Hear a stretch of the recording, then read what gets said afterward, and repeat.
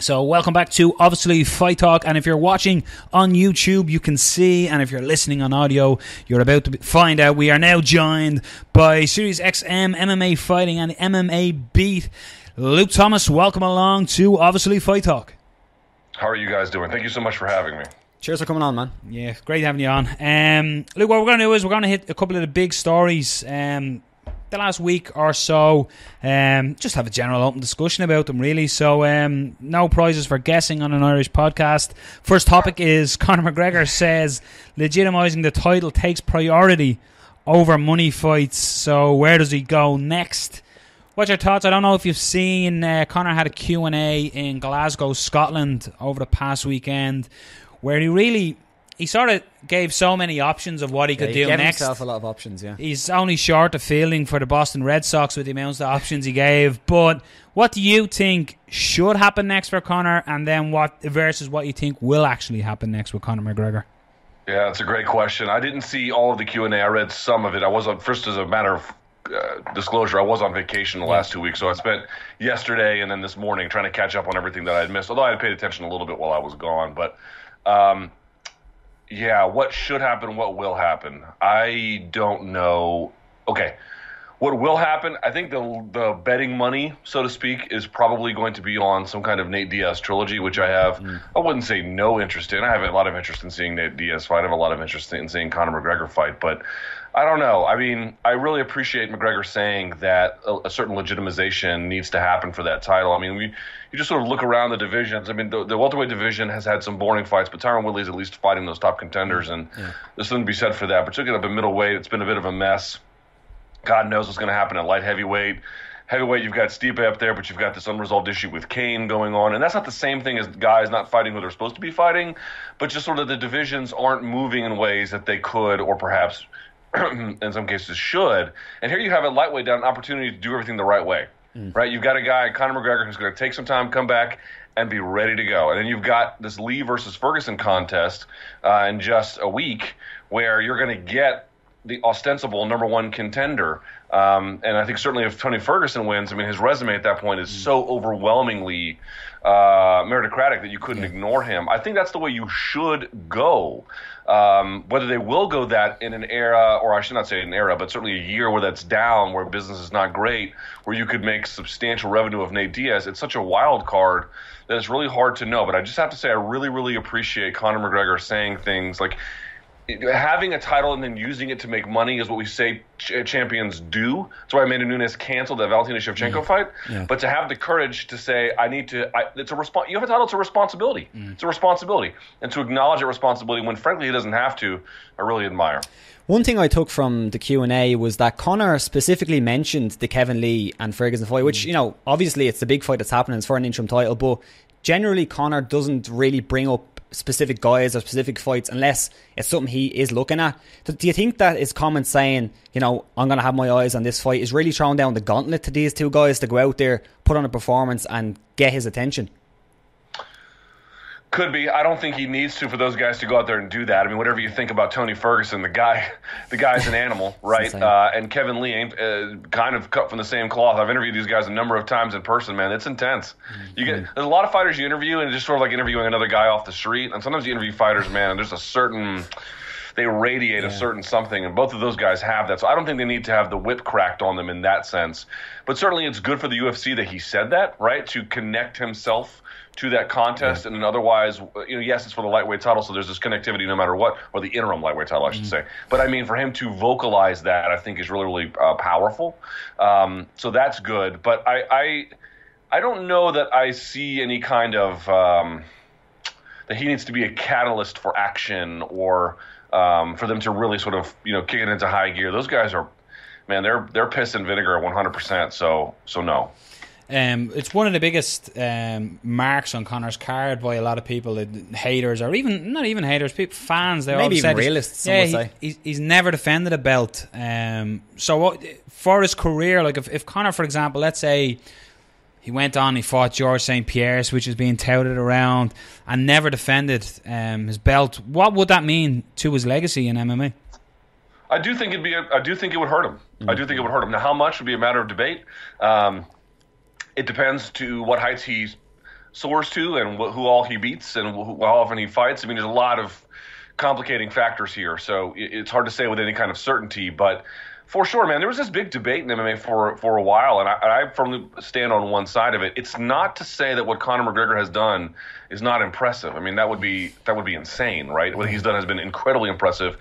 Take out the promotional side of it. In other words, just go to Wikipedia and look at his resume and look at the guys he's beat. This is an incredible accomplishment, right? And getting revenge on the one guy and doing it outside of his weight class, and it's amazing.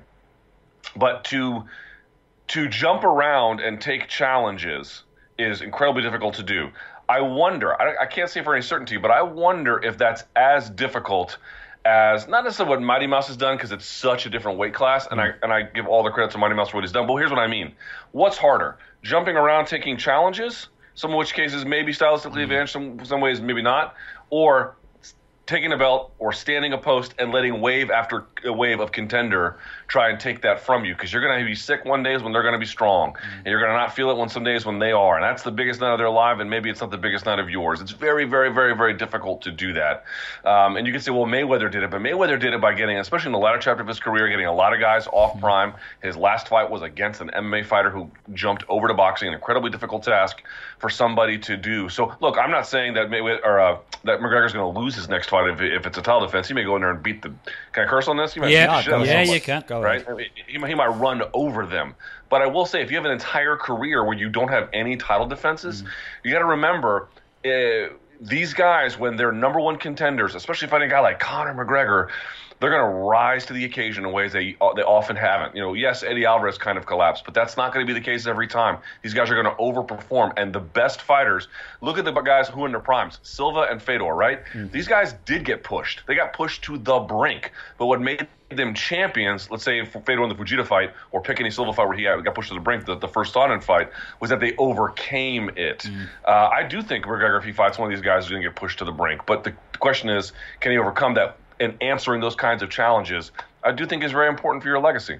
One thing I was thinking about, basically for McGregor's next moves, because of the whole boxing thing, was how big of a roadblock or blocker would be the whole McGregor Promotions thing be for the UFC to get him back in there? Because, this is one thing that he's talked about for a long time, probably since he's got to the UFC. He's been dropping these hints. He wants his own promotional thing, and he's got that with the boxing. Can the UFC work with McGregor in a business sense like that with another promotional body? Because historically we know that they never done that. I think they can, and then you can look at the Mayweather-McGregor fight itself, or you can look at Mayweather versus Canelo. Like, okay, so you had McGregor Sports and Entertainment, right? Forgive me, because I'm still on vacation mode here a little bit.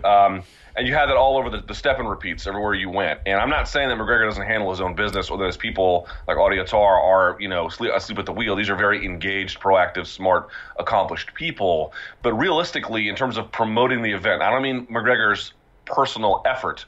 I mean McGregor Sports and Entertainment. What did they do? I don't know the answer to that, because I can tell you on the promotion side, in terms of media, you are dealing almost exclusively with Floyd's people. Right, Floyd's people did almost everything. You can go back to the Mayweather versus Canelo bout.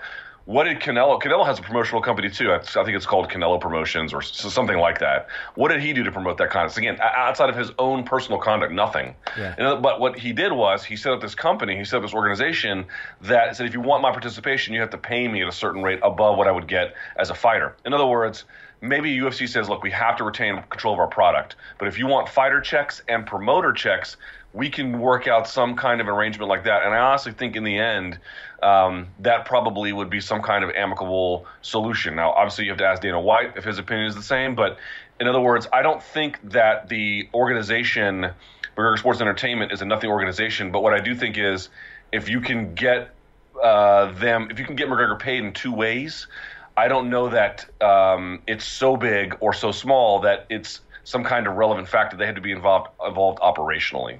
I know at the end of the day the cage door gets closed and it's you against him, but there's a picture, I'm not too sure what website it was on, but so forgive me for that, but there was a picture of Tony Ferguson and Kevin Lee standing off, and Dana White is separating them while wearing a McGregor Boxing Club t-shirt. So when you're Kevin Lee and Tony Ferguson and you're fighting for the interim title and your promoter is wearing the t-shirt of the champion, That's got to, that's got to be something to the fighters. Well, it was interesting. That was if I'm not mistaken, that was the Thursday of fight week for Mayweather-McGregor. Yeah. And that was, I think, on the campus of the UFC Performance Institute, although I might be wrong about that. But I remember Dana White had a McGregor shirt on that Tuesday when I went to the Ultimate Fighter House for the Dana White Tuesday Night Contender Series. They got to find a smaller name for that. Yeah. And what he said was, this is when the John Jones news broke. Someone asked him, was like, you got a McGregor shirt on? He's like, I'm going to wear one every day this week for good luck. That's what he said. So there's partly something to that. Like he was just wearing it for good luck. But to your point, the optics of it, right, is just a photo or a video. It feels kind of weird. But I think that's okay. Look, Conor McGregor's unlike any other fighter maybe we've seen in mixed martial arts. And people who are successful and people who have raised themselves to certain levels, whether it's by effort or by luck or by a combination of both, and I think in the case of McGregor, it's certainly a combination of both, a lot of hard work as well, you're going to get treated differently. It's just the reality. The guy has got to a level in the game where he has a promotional company with his name on it. And to your point to the previous question, the UFC might have to start dealing with it. Tough shit. I don't know what to say to the fighters. Like, he got that himself. So if they feel like that he's being treated differently in a certain way, the answer is he probably is. The difference is, A, what are you going to do about it? And B, if you don't like it, find some way to fix it, because this is the world we live in. One fighter who's trying to do that is bless Max Holloway has basically said that Conor McGregor's holding on to a fairy tale. The fact that he still calls himself the two-weight champion, hints at a move to lightweight to have that rematch with Conor. Me personally, if I could handpick a fight, that's the fight I want to see.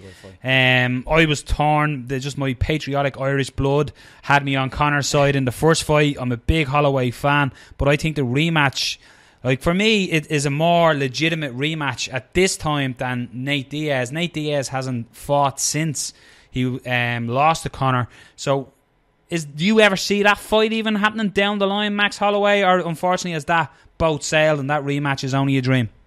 I'm with you completely. I don't think it's the imminent one, right? Because he is the featherweight champ and he's got his own issues to handle with Frankie Edgar before anything else goes down. But I'm with you. I mean, and look, everyone's like, Max Holloway is so different now, and he is. I'm like, I could not have higher praise for Max Holloway, both as a champion and as a guy who has just really committed to his craft. But you can say the same thing about Conor McGregor. Look how much better he is now. Look at some of the weapons he added in that Mayweather fight. As a guy who did not operate mixed martial arts with a jab.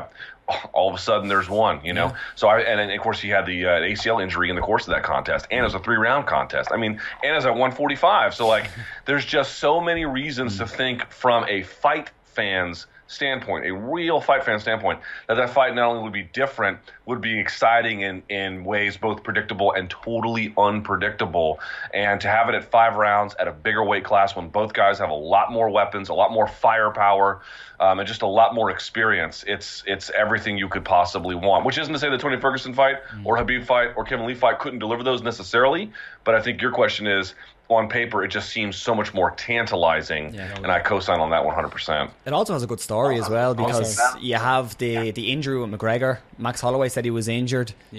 Holloway went on to win the title in the division as well. So you have that story there, and we know McGregor loves the stories as well. So it's a phenomenal fight as well. One fighter moving away from Conor who's looking for a resurgence in his career, moving camp, is Johny Hendricks. Is joining up at Jackson Wink for his UFC 217 training camp.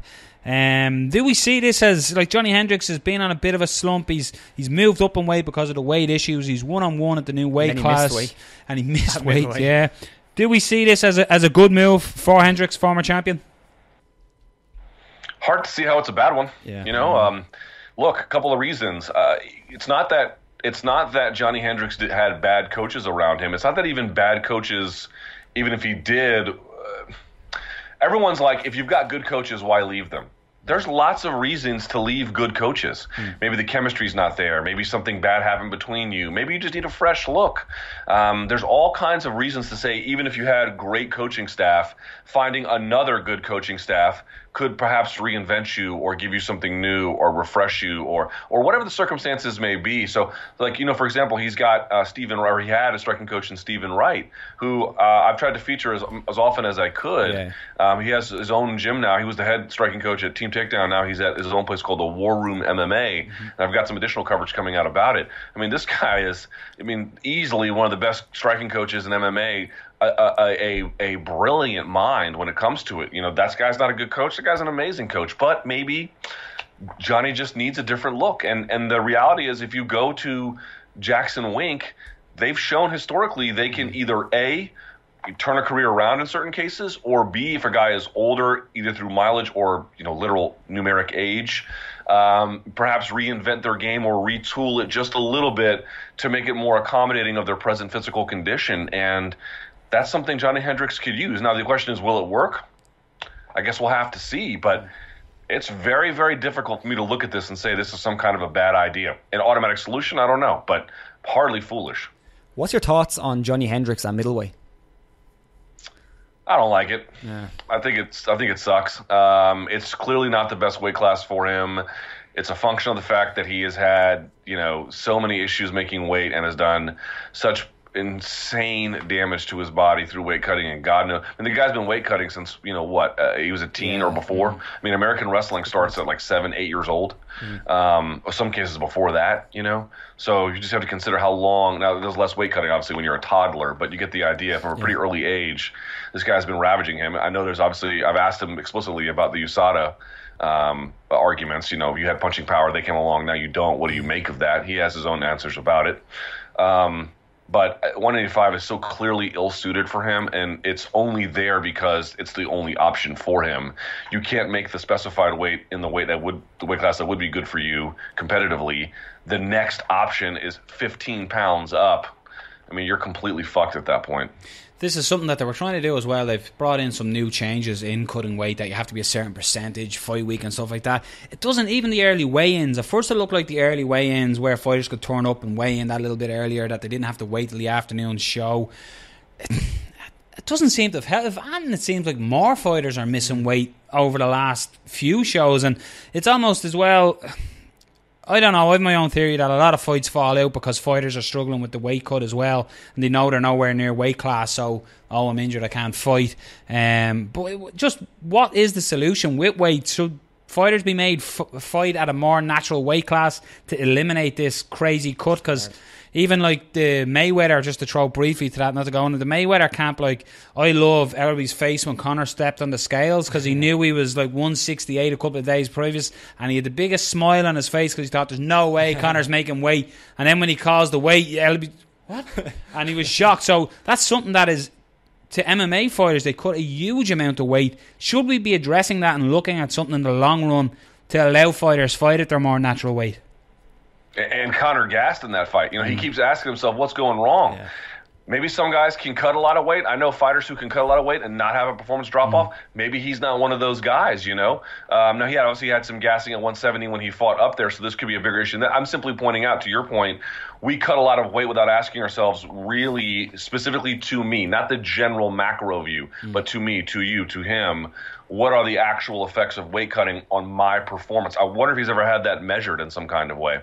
But I really think that California has the best answer, which is to make this a medical issue of supervision. It's not a fighter issue of supervision. It's not a coach. It's not a trainer.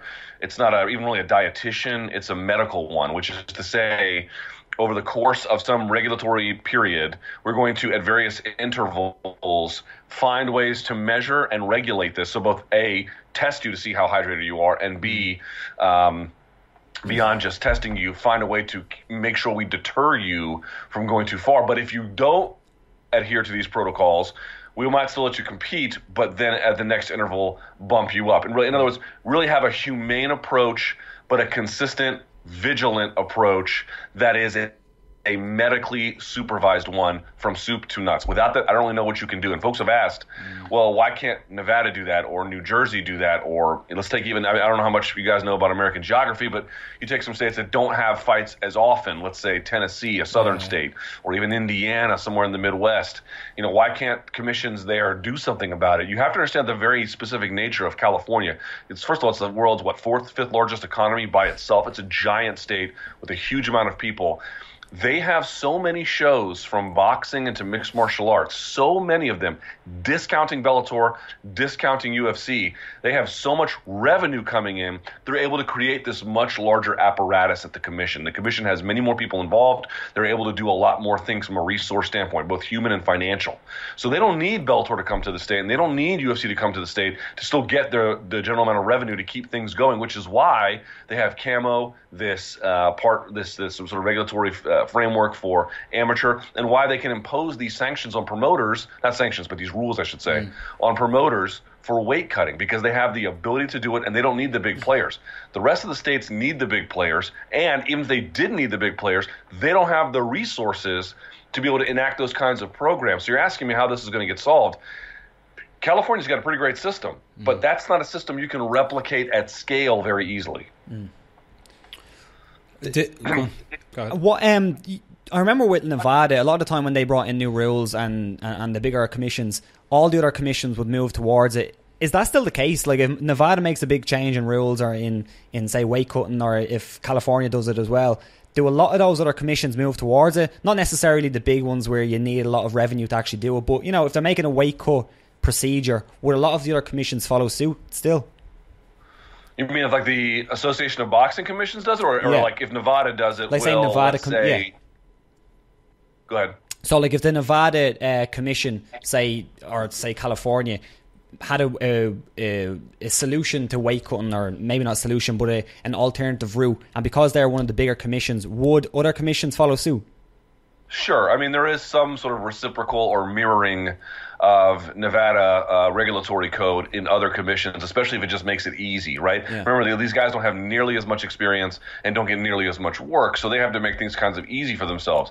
And they might say to themselves, well, if Nevada can do it, we'll just take what they do and we'll just make it here, because, number one, a promoter might be used to that, and two, if Nevada's doing it wrong, who's doing it right? That's sort of the general view. Mm. I will say, though, that you're seeing a lot more splintering among bigger commissions in terms of procedure, which I don't think is a very good thing. I mean, on the one hand, you would want a commissioner to say, or some member of some advisory board, if it's New Jersey, let's say, you would want them to say, well, we don't agree, we're not going to follow that because we have to follow our conscience, we have to follow our medical best practices, right? That seems intuitively like a good thing.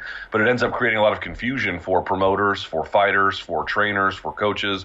Oh, I've got, remember these coaches, they fly all over the country or the world sometimes in the course of 6 weeks. So they're in Nevada 1 week with one fighter, they're in New Jersey the next week for another fighter, and they're trying to follow everything that's happening along. Some are in the UFC, some are on the regional level. And so that splintering has, I think, created some headaches. In the case of California, what they're doing seems so medically sound that there's not a lot of pushback from it, but you notice no one else has followed suit, either for the reasons I mentioned or for other ones. So I think you do see some of that for hey, we're going to have some fights in, I don't know, making something up here, Oregon. But I do think for some of the bigger questions, for some of those major and mid-major commissions, you're seeing a little bit of splintering now. A couple of points we want to touch on, just different stories, just before we let you go as well, Luke, is Rory MacDonald's comments about his disappointment with Bellator an early signal to set the alarm bells off for Bellator to worry about the longevity of MacDonald with the promotion? No, I don't think so. Here's what I think is happening with these guys. It's, okay, if you've had a bad problem with a promoter, right, some kind of disagreement with them, some kind of real substantive disagreement, to the point where you've left a promoter, right? So you were with UFC and now you're with Bellator, right? What lesson do you ultimately draw from that? Do you draw from that the circumstances by which you had disagreements with promoter A, they're so unique to promoter A that you should go all in with promoter B? Maybe, but my sense of things is that yes, they chose to go from, in this case, UFC to Bellator because they liked Scott Coker, and there was just some unique circumstances that made it better for him. And maybe he does feel like in many ways, substantively, he's going to be treated better. But I also think that these end up being wake-up calls for fighters, where you're still dealing with promoters. Yeah. Doesn't matter if it's this one or it's that one. They have separate interests from you. You need to have your own interest and realize it doesn't matter if you change promotions. You don't go from being a flag waver in the UFC to a flag waver in Bellator. Take the lessons about things that soured with you in UFC and realize some of them still might exist at Bellator. You don't need to be the promoter's best friend. You need to look out for yourself. And by the way, that's true the other way around too. Guys who had sour dealings with Bellator, I do not recommend you go to UFC and say, yes, the UFC is my best friend. In some ways they might be. In some ways they're still a promoter. You need to make sure that your interests are the ones you care about the most. So it's less about changing alliances and realizing that you're still dealing with just a different form of the same kind of entity. A colleague, Ariel Helwani, had Ronda Rousey's head coach Edmond on, and he said the fight he would like to see is Ronda against Cyborg. So is he just looking to scream head movement again, or do you think this is just the craziest thing you've ever heard? Oh, I've heard some crazy things. This is certainly. I saw this when I was on vacation. I was just like, "Wow, poor Edmond." Thank God I left. I mean, he must have some kind of debt or something. I mean, Paul Gift for that because he sort of followed the bankruptcy proceedings. I don't really know what his situation is, but what a totally insane thing to suggest. Totally out of left field. Bizarre would be a very charitable way to describe it, other than whatever kind of benefit it would confer upon him. I mean, you can't be. I mean, Amanda Nunes versus Cris Cyborg, you would say tough fight, but I probably favor Cris Cyborg in that one. And Amanda Nunes absolutely just blitzed her in 45 seconds. Whatever circumstances that Ronda apparently has now after the fact, or she's claiming now after the fact, or Edmond is claiming for her after the fact. I should be fair to Ronda. It's almost unethical to book that fight, right? It's almost unethical. So that's I mean, it's. I don't have words beyond what I've already said. Speaking of sort of bad ideas and freak shows in so many ways, and I mean this in a respectful way, because probably one of the reasons why I am an MMA fan and I watch so much and involve myself with this show, follow guys like yourself. There's a rumour of Chuck Liddell possibly fighting in Bellator. Is that something you want to see, or please this stop? On a sour note? Well, it's Chuck. Wait. What does that mean? It's Chuck. Well, I love Chuck. Like me personally, no way I want to see this. And I honestly think the person who won out of all this news was, again, another colleague of yours, Chuck Liddell, when Chael Sonnen said Chuck anytime, and Chuck said, yeah, where you want to go? That brilliant tweet by Chuck Liddell, absolutely fantastic. But surely no, we do not want to see Chuck Liddell strapping on the 4-ounce gloves again. Oh, God. I mean, it's the era, though, isn't it, that we're in at these old timers coming back? Yeah, I mean, look, this is getting ghoulish. Yeah. I did see news when I was out. That I believe a Boston University, I don't want to say like Boston University, but a university in Boston, although it could be Boston University, has developed early technology that still needs to be tested, but may be able to detect CTE in living patients, yes. Chronic traumatic encephalopathy, which of course is the thing that NFL football players get. I believe rugby players get them as well. Yeah. Even soccer players have gotten them to an extent. It's sort of this degenerative brain condition through trauma. And heretofore, you can only detect it in the deceased. And not only that, you can only detect it in the deceased of the families who donate the brains, right? So even getting access to a reasonable sample size can be difficult. Here's my point. My point being is, can you reasonably rely on promoters to not book ghoulish fights? No, you cannot. Can you reasonably rely on athletic commissions to not allow ghoulish bouts to go forward? No, you cannot. But I wonder if some point in the future, if we did have a test and some kind of threshold for saying this is the because we put laws around fighting, we put codes and regulations around fighting. There are certain things we allow for in terms of damage, and there are certain things we don't allow for. There are certain things we screen ahead of time, and certain things that we say as a consequence you can't compete. I wonder if in the future, and this I think actually would help settle the PED debate in a different way. If you have enough brain damage, measurable brain damage, and I don't know that Chuck has any, but think it's a reasonable conclusion to say he probably has some, that you're not eligible to get a fighter's license anymore, anywhere.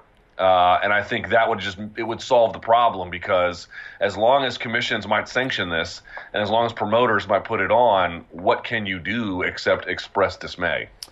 One thing I found interesting, and maybe kind of helps with it, but Scott Coker said that Chuck would have to go through a lot of tests. But as you said, what kind of pre-fight medical could Chuck Liddell go through to really, to see how he is? Like, if we don't have the actual science behind it, what can he do as a basic pre-fight medical? It's a good question. I don't know the answer to that. I mean, remember certain scans, whether it was a CT scan or an MRI scan, caught something in Rashad Evans that spooked the New York Commission. So I don't think that current technology is utterly worthless. But like any test for measuring heart health or cardiovascular health or blood pressure, these readings are all really incomplete and may mean one thing and it may not mean another. Better question for a doctor, but I would just say certainly we could all agree that I think any medical expert will tell you that existing technology around head trauma is limited to what is observable to the naked eye, which is to say, I went to that Cleveland Clinic press conference here in D.C. The UFC was part of it initially, then it just became Viacom, Bellator, and a couple of boxing promoters. I interviewed Paulie Malignaggi in that. This was like 2015. I encourage Irish fans to go find it on the MMA Fighting website. Go back and watch it. Paulie could not say more nice things about Conor McGregor. I went back and watched it. It is shocking. You have to check that out. It was right after the first Nate Diaz fight, and Paulie's whole point was, you go back and watch that fight. You tell me who the more talented guy is. Oh well. And he was talking about McGregor striking, and it's sort of a bizarro world. Anyway, we're gonna have to share that. The point being is, I talked to one of the doctors who was at that event. And his answer, I was asking about certain tests they were doing, and some are some sort of, brain imaging scans. But other ones are like memory recall. What can you draw? What kind of coordination do you have with your hands? These are things observable to the naked eye, less so about what's happening in the brain. And so that's all I really know. My thing, I think the test for Chuck should literally be just look at his last 3 fights. You hung them up for a reason, Chuck. Stay the legend you are in our minds. I don't want to see that happen again. Bit of a sour note to end on, but I have to say, Lou, it has been an absolute pleasure to chat with you. Just talk a few topics. Give a shout out to if people aren't following you and are MMA fans, I don't know why they're not. But where can people find you on social media?